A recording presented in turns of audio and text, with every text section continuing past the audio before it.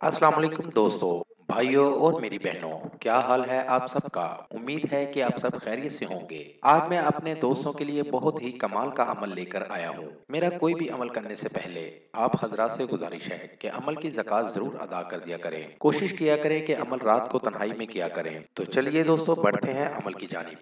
काली डोरी से रिश्ते की बंदिश लगाने का अमल।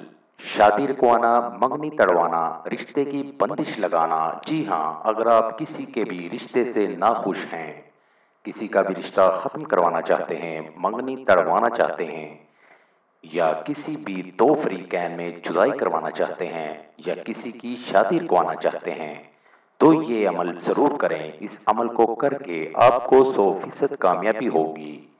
अमल का तरीका: एक अदद काली डोरी 2 गज की ले लें और रात की तन्हाई में अकेले कमरे में बैठकर 2 गज डोरी पर 72 गिरा लगाएं।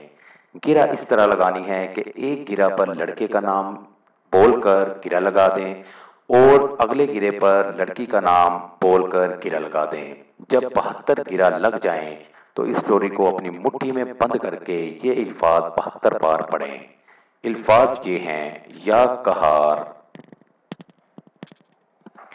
या कहार। इस तरह अमल करके डोरी को जला दें। इस तरह आपका अमल मुकम्मल हो जाएगा।